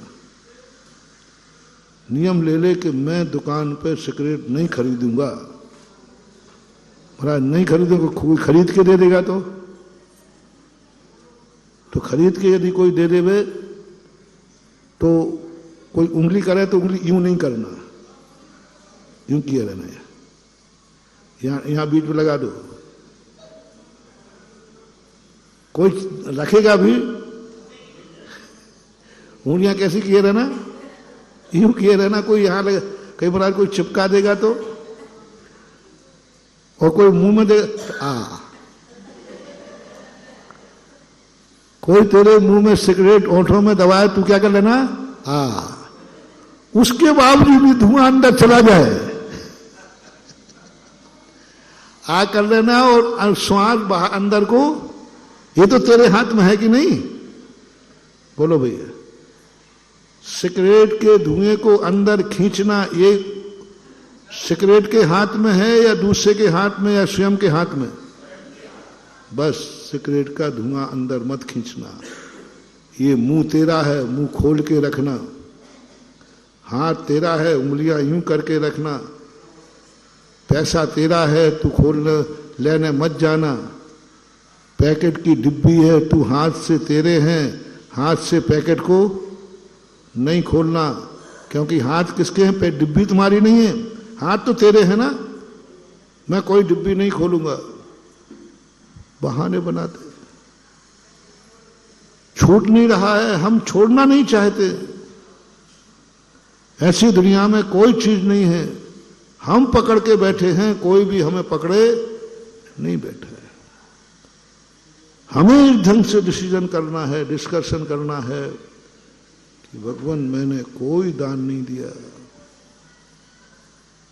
कोई एहसान नहीं है आपका, मैंने अपने विमान का इंतजाम किया, मैंने इन्वेस्ट किया है। इसलिए लोगों ने कई बार कहते हैं ना मेरे से, महाराज जी ये बताओ आप कितने मंदिर बनवाओगे? पहले वो सुना रहा था कि जो मैं प्रवचन दे रहा हूं कई लोगों को अच्छा नहीं लगता, कृपया करके मेरा कहना है वो मेरा प्रवचन न सुने, बल्कि मैं उल्टा कोट केस करूंगा कि जब तुम्हारे लिए प्रवचन नहीं था तो तुमने सुना क्यों? तो अब कोर्ट केस की महावीर ने अनुमति नहीं दी थी, नहीं तो अभी तक तो निपटा देता हूं। जो चीज हमने तुम्हारे लिए नहीं रखी और तुम उसको उठाओगे तो चोर कहलाओगे कि नहीं? बोलो भाई, आप लोग शेयर करो। जो चीज तुम्हारे लिए नहीं है और तुम लोग उसको उठा लो तो बताओ काय में आएगा भैया? ये प्रवचन तुम्हारे लिए था ही नहीं, तुमने सुना क्यों? चोर कहीं का। स्पष्ट कह रहा हूं, यहां लिखा है स्पष्ट, फलाने व्यक्ति का प्रवेश। जिनको प्रवचन अच्छा नहीं लगता कृपया करके वो ना सुने, वो टीवी को चालू ना करें, मोबाइल चालू ना करें। स्पष्ट मेरा कहना है। मेरा प्रवचन उनके लिए है जिनको मैं थप्पड़ भी मारूं तो आशीर्वाद समझें, कभी लात भी मार दूं तो चरण रस समझें। कभी लात भी मार दूं तो वो समझें कि लात नहीं मारी है, ये गुरु कृपा हुई है। बोले गुरु कृपा हुई, महाराज ने लात मारी? बोले तू जानता नहीं है, गुरु सबसे ज्यादा मुझे ही चाहते हैं। बोले तुझे कहां चाहते, लात मारी है? बोले पागल है तू, दुनिया तो इन चरणों तक आती है, मैं प्यारा था तो ये चरण मेरे पास आया है। सोच देख ली कैसे फलते हैं गुरुओं के आशीर्वाद, कैसे होती हैं सिद्धियां, कैसे बनते हैं एकलव्य।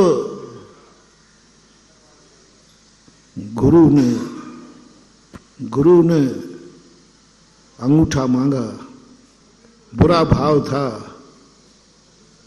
गुरु ने पढ़ाने से मना कर दिया, लेकिन एकलव्य पड़ गया।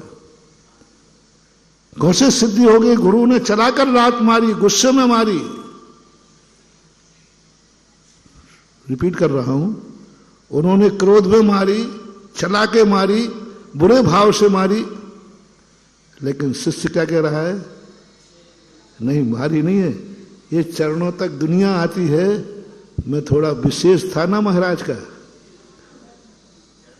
इन चरणों को दुनिया छूती है, मैं विशेष था ना, तो इन चरणों ने मुझे छू लिया है। चमत्कार। सुनो रे सुनो, वो भक्त कहता है, दुनिया इन चरणों को छूती है और मुझे चरण ने छू लिया है। तुम्हें लात मारना दिख रहा है, मुझे इन चरणों से। आज तक किसी ने चरण छुए हो, पत्थर से कोई नारी बना हो तो बताओ। चरण छूने से आज तक चमत्कार नहीं हुआ, लेकिन चरणों को जिसने छू लिया तो पत्थर भी अहिल्या बन गई। बोलो, वैष्णव दर्शन की कहानी है। अहिल्या ने राम के पैर छुए तो पत्थर से वो अहिल्या बन गई, कि राम के पैर ने पत्थर छुआ तो अहिल्या बन गई? बोलो, पैर छूने से ज्यादा चमत्कार किसमें है? जिस दिन पैर तुम छुओगे तो तुम्हारी भक्ति है, और जब गुरु छुएंगे, भगवान छुएंगे तुझे तो चमत्कार है। इसलिए मैं प्यारा था, इसलिए महाराज के चरण दुनिया छूती है, इन चरणों ने मुझे छू लिया, अब मैं तर जाऊंगा, मैं अहिल्या बन जाऊंगा। ये सोच जिस दिन तुम्हारा आ जाए, उनके लिए फलेगा मेरा आशीर्वाद। उनके लिए है ये प्रवचन, उनके लिए है आशीर्वाद, उनके लिए है ये पैर, उनके लिए है ये लातें। जो लातें खा करके कहते हैं मेरे लिए चरणों ने छुआ है, वे सुने मेरा प्रवचन। और जिनको कृपया करके बुरा लगता है कि महाराज के प्रवचन अच्छे नहीं हैं, ठीक नहीं हैं, बहुत कठोर बोलते हैं, गड़बड़ बोलते हैं, उनसे मेरा फिर पुनः निवेदन है, नम्र निवेदन है कि प्रवचन ना सुने। और भक्तों से कहना है, यदि कभी वो प्रवचन सुन लेवें और उल्हाए ना देवें तो उल्टा क्लेम और करना। आज की कैसे रख लेना थोड़ा, सब लोग आज कह रहे तुमने सुना क्योंकि प्रवचन तुम्हारे लिए था ही नहीं। मैंने आप लोगों से सीखा है,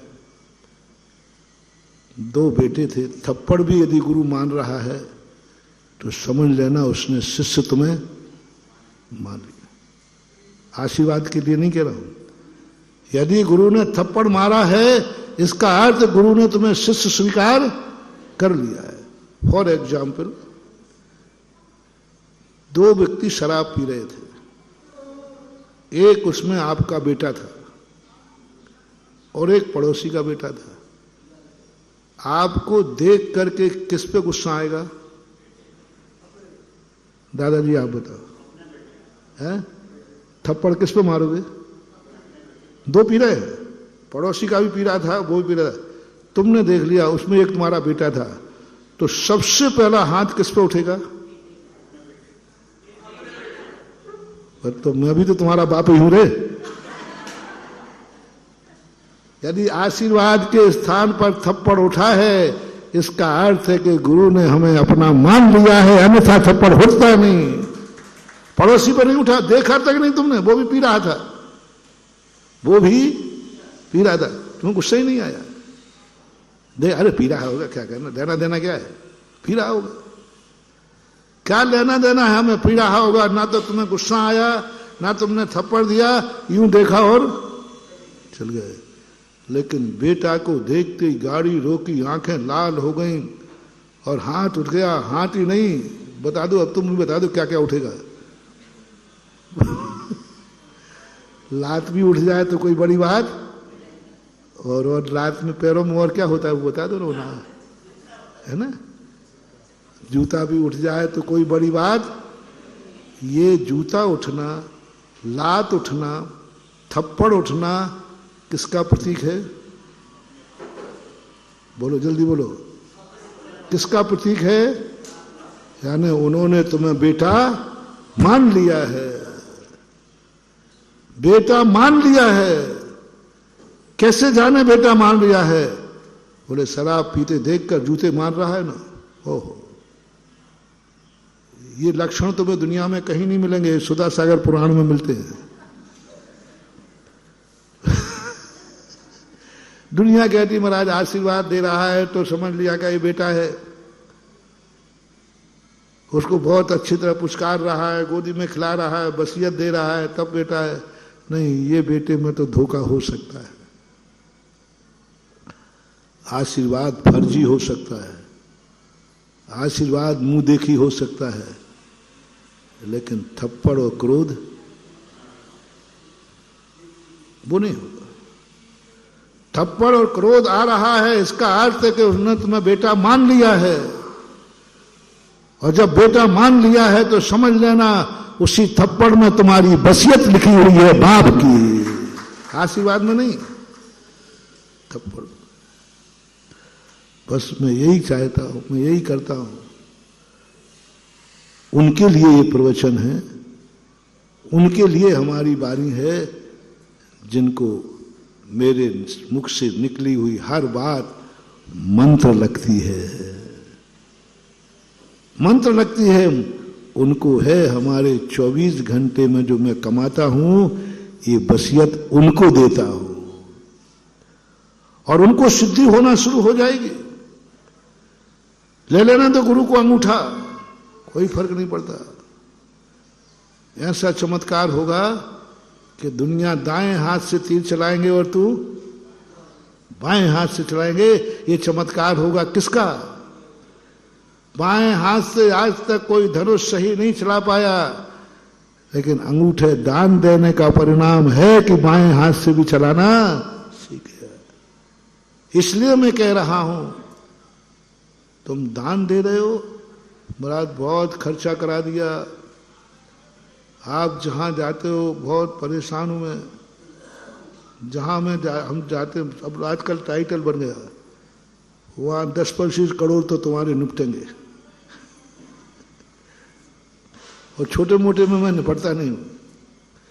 जहां जाता हूं वहां 10-25 करोड़ तो, चतुर्मास तो 100 करोड़ से निपटता है। बहुत खर्चीला साधु, चतुर्मास 100 करोड़ पे जाता है, गर्मी सर्दी 20-25 पे जाती है, और बिहार करते समय 2-4 दिन पूछ लो इस्लामाबाद में।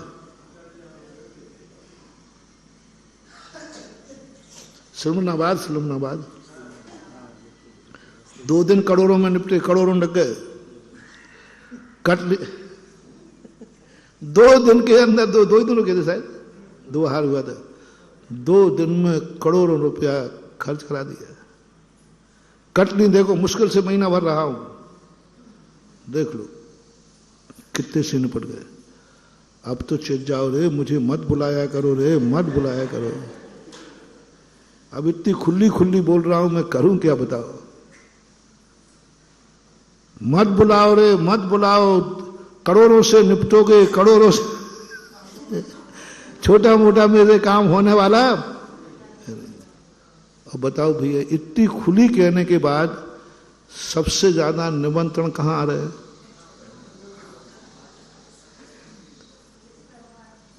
हर व्यक्ति चाह रहा है, बता दो, मुझे बता दो कौन नहीं चाह रहा है?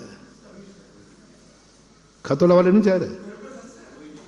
देख ले, वहां गए तो वहां करोड़ों निपटेगा। मगर आप तो चलो तो सही, गौशलपुर वाले बुला रहे कि नहीं? अब फोकट में काम होगा क्या वहां? मेरे कमंडल में से निकलेगा क्या? निकलेगा तो तुम्हारे जेब में ही से ना। तो क्यों खर्च कर रहे हो रे? मत बुलाओ, अच्छे साधु को बुलाओ, सस्ते साधु को बुलाओ, जिसका कोई खर्च नहीं होगा। कमंडल में पानी भरो और आहार कराओ। तुम भी घर बैठो, बाल बच्चे पालो, वे मंदिर में माला फेरे। तुम दुकान में माल गिनो, वो मंदिर में माला फेरे। ऐसे को गिनाओ, बुलाओ। हमें मत बुलाओ, नहीं तो वहां तुम दिन भर में गिन गिन करके तिजोरी भरो और शादी, और यहां आते बस बोल दे रहे बस। क्यों बुलाते हो तुम? मैंने एक बार एक व्यक्ति से कहा, मैंने कहा देख, तू मेरा कितनी विरोध करना, कुछ नहीं होने वाला। तुझे परेशानी क्या है? उसने कहा महाराज जी, परेशानी ये है, मैं वहां 4 महीने रह के आ गया, कुछ नहीं कर पाया, और आपने वही काम 8 दिन में कर दिया। हमारी बेइज्जती हुई कि नहीं? बस ये तकलीफ है। आप जहां जाते हो वहीं सफलता, वहीं काम हो जाते, ठाट बाट से हो जाते हैं। बस ये तकलीफ हमें है। और 90% जितने हमारे विरोधी हैं, चाहे वो गृहस्थ हों, चाहे पंडित हों, चाहे साधु हों, चाहे कोई हों, आचार्य श्री की भी यही हालत है। आचार्य श्री और हम लोगों के विरोधी यदि दुनिया में कोई हैं तो वो ही हैं, हमारी सफलता के कारण ही उनका विरोध है। बस चल रहे हैं, कैसे इनको डाउन करें, कैसे इनको डाउन करें। राजस्थान में जब मैं गया तो बड़े साधु विरोध, मैंने की बात क्या है भैया, मैं तो किसी को जानते नहीं, हम यहां वर्षों से आचार्य बन के रह रहे हैं, तो मेरी ये तू नहीं बोला, तू सामान्य मुनि होकर के तू बोल रहा है। अरे बन गई भैया, क्या करूं? आचार्य बड़े बड़े बने हुए थे तो भी नहीं कर पाए, और तुम मुनि बन करके कर रहे हो। जलन नहीं होगी तो क्या होगा? तो उन्होंने कहा महाराज जी, सबसे बड़ी परेशानी ये है। एक महाराज थे, बहुत सीधे महाराज थे, वो विरोध बहुत करते थे। मैंने उनसे पूछा, महाराज जी देखो, मैं परेशान हूं, तुम नहीं। मैं परेशान हूं कि मैं किसी का कुछ नहीं बिगाड़ रहा हूं, मैं किसी से कुछ बोलता नहीं हूं, मैं किसी को बिगाड़ता नहीं हूं, किसी की नकल करता नहीं हूं। दुनिया में कौन साधु क्या कर रहा, हमें कुछ लेना देना नहीं है, फिर भी मेरा विरोध हो रहा है। तो मुझे बता दो, मेरे में गलती क्या है? गलती क्या है? 1 किलो स्कूल में 60 बच्चे थे। 60 बच्चे होने पर लोग सुसाइड करने जा रहा थे। उसने कहा दूसरे को फोन और कर लूं, तो उसको फोन किया तो वो कह रहा मैं भी यही प्लान बना रहा हूं। बोले अभी प्लान मत बना, यहां आके मिल पे रहे अपन। तीसरे को फोन हुआ, पूरी क्लास में 59 बच्चे फेल थे। अब 59 बच्चों की टी पार्टी हुई। बोले पास कौन है? बोले फलाना चंद पास है। अपन चंद के स्थान पर लगा दो, फलाना सागर पास है। वो पास है। 59 लोगों ने मिलकर के उसका बहिष्कार किया। तू पास हुआ क्यों? समाज से सबसे मिलकर नहीं चल सकता था? तेरे कारण मेरी बेइज्जती हो रही। यदि तू भी फेल हो जाता तो घर में कह देते साफ पेपर आउट ऑफ कोर्स। बच्चों को क्या बहाना मिल जाता, साफ पेपर आउट ऑफ कोर्स आया, पढ़ाई नहीं गया, वो कोर्स में आया, देख लीजिए कोई पास नहीं हुआ। अब किसी से कहते हैं आउट ऑफ कोर्स था तो वो पास क्यों हो गया? वो पास क्यों हुआ? हमारे पूज्य गुरुदेव के ऊपर यही उंगली थी कि ऐसी साधना, ऐसी तपस्या करते थे कि अन्य साधुओं की भजते। भाई पंचम काल है, हीन संगनन है, तो लोग क्या कहते थे? हीन संगनन तो आचार्य विद्यासागर कौन से काल के हैं? बेबी, जब हीन संगनन में वो बिना कूलर पंखे के रह सकते हैं तो तुम क्यों नहीं? इनके कारण बेइज्जती हो रही उनकी। और आचार्य से भी पंखा ले लेते तो हाँ, ये ठीक है, अच्छी मैचिंग कर, कम से कम समाज को लेके साथ चलो। बहिष्कार होता है। 59 लोगों ने मिलकर बहिष्कार इसलिए किया कि ये पास क्यों हुआ है। 90% लोगों का विषय। तो उन्होंने कहा महाराज जी अब बताओ आप पे काबू कैसे पाया जाए। अब मैंने कहा भाई तूने पूछा ही है तो मैं भी ताजश्री से कम नहीं हूं। अर्जुन ने क्या पूछा ताजश्री से कि आपके प्राण कैसे ले जाते? अब ताजश्री ने खुद ही बताना पड़ा। मैंने कि मैं बताऊं? सुनो रे सारे विरोधियों सुनो, सुधा सागर को ऐसे काबू नहीं कर पाओगे। कुछ भी नहीं, यहां तो दान ऐसे ही आएगा। बस एक तरीका है, इन दानियों को भड़का दो। मुझे तो भड़का नहीं पाओगे। इन दानियों को भड़का दो। सुधा सागर जहां जाए कोई भी व्यक्ति दान नहीं देगा। हमारे पहले आ जाया करो, हमारे पहले आ जाया करो और पूरे गांव में डंडोरा पीटो, देखो सुधा सागर आने वाले हैं, कोई भी व्यक्ति 1 रुपया दान नहीं देगा। जैसे हमने गौसलपुर के लिए कहा था। ये अभियान चलाओ रे तुम लोग। ये विरोधियों के लिए कह रहा हूं, जहां मेरा जाने का हो तुरंत पहुंचो वहां। हालांकि कुछ काम कर रहे हैं साधु, कर रहे हैं, कुछ साधु भी कर रहे हैं, कुछ पंडित भी कर रहे हैं। देखो सुधा सागर आएंगे, वो दान पे बोलेंगे तुम्हें 1 रुपया भी दान नहीं देना है। पर हमारे भक्त कबूतर के समान है। बहेलिया आएगा, जाल बिछाएगा, तुम फंस मत जाना। और मैं कह देता हूं देखो भैया जो महाराज कह गए हो वो उनकी बात मानना, लेकिन तुम क्या हो, तुम तो उल्टा और करते हो। जहां कोई मना करके जावे वहां सबसे ज्यादा दान होता है। सांगानेर के अंदर जब मूर्तियां निकली, अभी 2017 में कब निकली थी सन याद नहीं है, तो एक दक्षिण वाले साधु ने विरोध किया, बड़ा आचार्य था, कोई भी नहीं जाएगा वहां पर। इतना ज्यादा विरोध किया, इतना ज्यादा विरोध किया, इतना ज्यादा विरोध किया, लोग कहने लगे मुराद जी बहुत विरोध हो रहा है, आपके मूर्ति निकालने में बहुत गंदा विरोध हो रहा है, बहुत बुरी तरह विरोध हो रहा है, अब ये कार्यक्रम तो फेल हो जाएगा। मैंने की डबल तैयारी कर लो। महाराज जी कोई नहीं आएगा, विज्ञापन का युग है, आपके विरोध में पूरे वार्षिक भरे पड़े हैं, पूरा दक्षिण भारत में मंदिरों में वार्षिक चल रहे थे, कोई नहीं जाएगा। मैंने की डबल तैयारी कर लो, मैंने की डबल तैयारी कर लो, ये शुभ शगुन है। हमारे शगुन उल्टे सीधे होते ही है। मैंने 3-4 बार, शायद 3 बार मूर्ति निकाली, पूज्यवर देशभूषण महाराज जी ने भी निकाली। आज तक कभी उसमें दक्षिण के लोग नहीं आए। खूब प्रचार किया, 99 में तो हमने दक्षिण में खूब प्रचार कराया था। संस्थान कुछ बच्चे लोग थे, मैंने कि वहां पर पब्लिक नहीं आई, मेरे कहने पर भी नहीं आई। लेकिन इस बार चमत्कार हुआ, उस साधु ने इतना विरोध दक्षिण में किया, इतना विरोध किया कि दक्षिण भारत से 1 लाख व्यक्ति आए। 1 लाख, ये काउंटिंग है, ये काउंटिंग, बिना काउंटिंग वालों की गिनती नहीं कर रहा हूं। काउंट 1 लाख व्यक्ति से ऊपर लोग दर्शन करने आए। मैंने कि भैया कैसे पधारे, पिछली बार तो हमने तक बुलाया तो भी, इस बार कैसे आए? बोले महाराज आपके दुश्मन की बदौलत।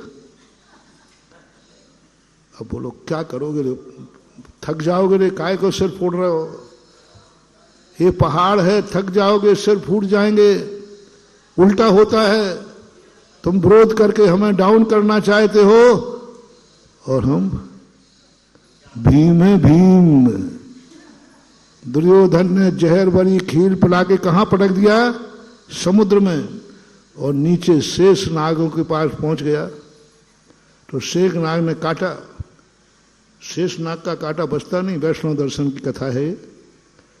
भीम को भूखा तो रहता ही था, तो भीम को खीर खिला करके पटक दिया उसको, अब मर जाएगा ये। नीचे शेषनाग पहुंचे, शेषनाग ने काटा, जैसे ही काटा तो वो होश में आ गया, क्योंकि जहर ने जहर। तो शेषनाग कहते तू कौन है, मेरे काटने पर तो दुनिया मर जाती है, तू तो जिंदा हो गया। उसने कहा साहब ऐसी ऐसी बात है, मैं पांडु पुत्र हूं, मेरा एक कौन सा भाई, चचेरा भाई जो भी हो, बड़े बाबा, उसने ऐसा ऐसा किया। तो शेषनाग को बड़ी दया आई, बोले भीम ये अमृत रखा है, एक कटोरे में 7 हाथी का बल है, अब जितने कटोरा पी जाए। तो खीर खा के प्यास तो लगी थी, पट्ठा 10 कटोरे पी गया। एक कटोरे में कितना था, तो 10 का कितना हुआ? अब लो, अब वो 70 हाथी का बल लेकर के जब बाहर आया, भीम कहता वैसे ही भारी था, और अब तो ये यदि इसको जहर पिला के समुद्र में नहीं पटकते तो अच्छा था, कम से कम भीम भीम ही था, अच्छा था भीम। दुर्योधन पता है, शकुनी मामा ने कहा दुर्योधन तूने गलती की, भांजे तूने गलती की, कम से कम उसको यहीं खेलने खाने देते तो कम से कम भीम भीम ही रहता। अब तूने जहर पिलाया, वो 70 हाथी का बल लेके और आ गया। जब जब तुम विरोध करोगे, एक एक विरोध में 10-10 हाथी का बल बढ़ेगा बढ़ेगा। जितना जितना विरोध करोगे, जितना जितना तुम मिटाने का भाव करोगे, उतनी उतना गुण बढ़ते हैं, उतने उतने गुण बढ़ते हैं। रामचंद्र जी की शक्ति उतनी नहीं बढ़ती, दुश्मनों ने बढ़ा दी। हीरो चमकता है स्वयं की दम पर नहीं, खलनायक की बल पर। तुम्हारी पिक्चर होती ना, कौन सा हीरो ज्यादा चर्चित होता है? खलनायक के बल पर। खलनायक जितना उसको दुख देता है, हीरो की चमक उतनी आती। आप लोगों से, मेरे भक्तों से कहना है, कभी नहीं डरना, अपने अंदर गुण रखना। क्या कहा? हमारे पूज्य गुरुदेव सदा कहा करते थे, व्यवस्था की चिंता मत करना, दुनिया की चिंता मत करना, अपनी अवस्था सही रखना, व्यवस्थाएं अपने आप हो जाती हैं। अवस्था, अपना गुण रखना, अपना हृदय साफ रखना, अपने आप को मजबूत रखना। दुनिया जितना तुम्हें मिटाएगी, उतने हाथियों का बल तुम्हारे अंदर आएगा। मैं कहानी नहीं सुना रहा हूं, ये तो तुम्हें कहानी सुनाई है, मैंने खुद अनुभव किए हैं इन 45 सालों में। मैंने खुद अनुभव किए हैं। जब जब जहां जहां विरोध हुआ, वह कार्य उतना ही ज्यादा, इतनी ऊंचाई पर पहुंचा कि हमारी भी कल्पना नहीं थी कि हम इतने सफल, क्योंकि मेरी कुव्वत तो बहुत छोटी सी है, मैं बहुत छोटा सा साधु,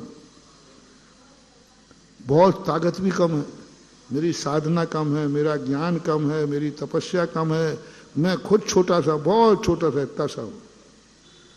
लेकिन मुझे इतनी ताकत कहां से आ गई? मैं खुद ताज्जुब में हूं, मेरे में इतनी ताकत कहां से आ गई?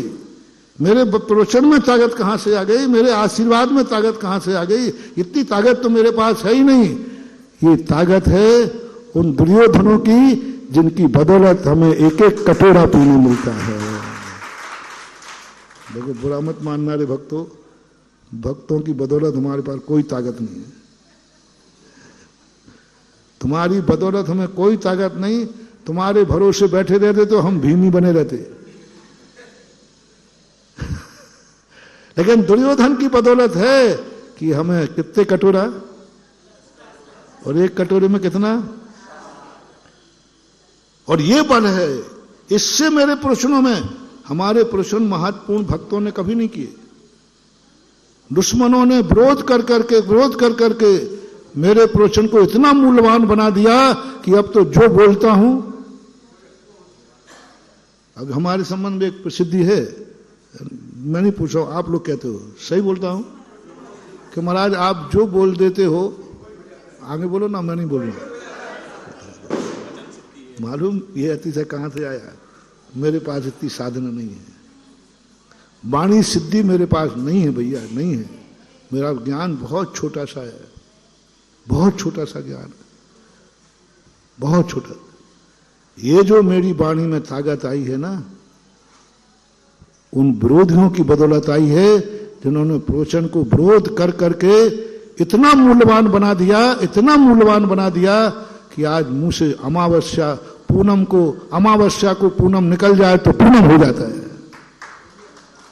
हाँ, जयपुर में घटना घटी थी, दीवान जी में इतनी दम नहीं थी। उन्होंने एक दिन, राजा ने पूछा कि भाई आज कौन सी तिथि है? बोले पूनम। और थी क्या?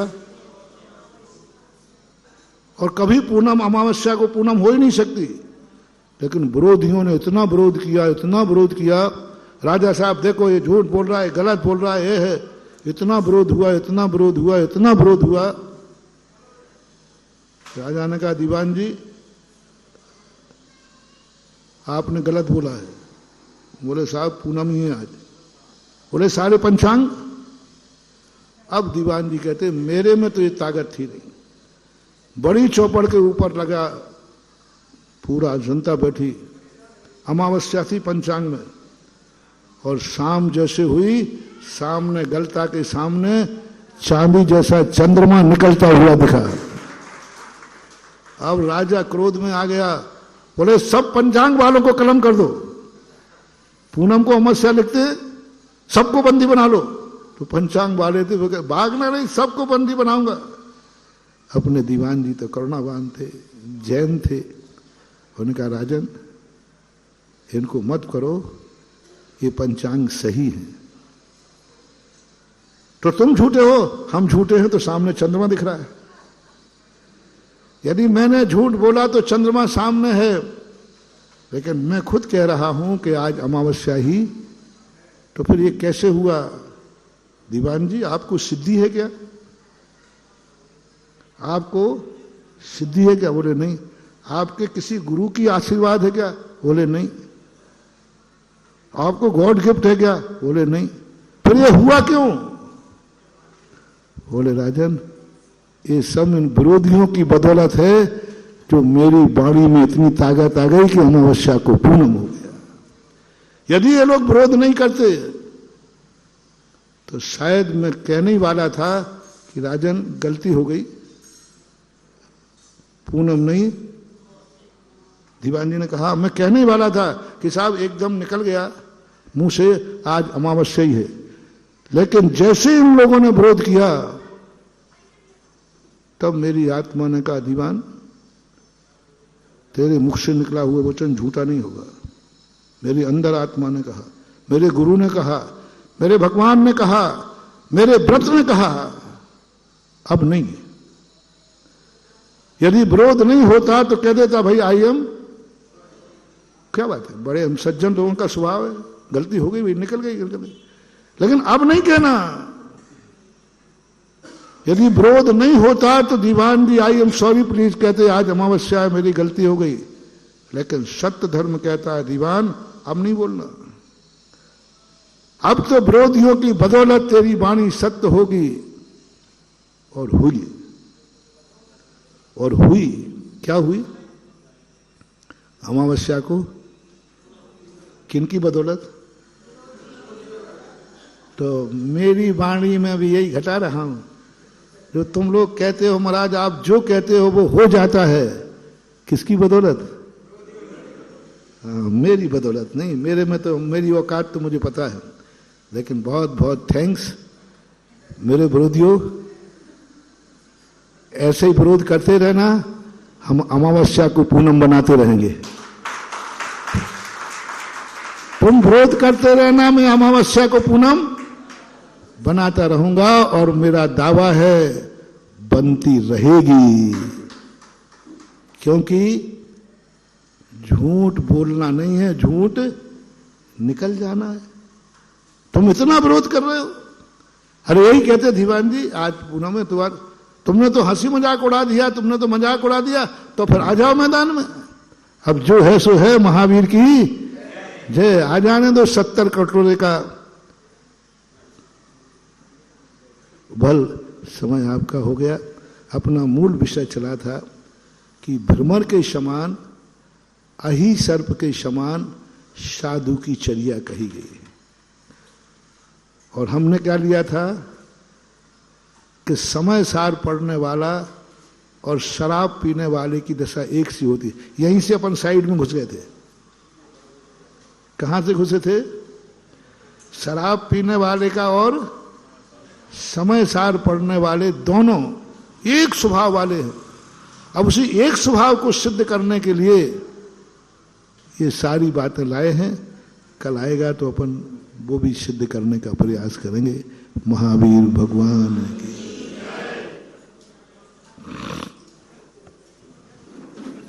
सभी बैठ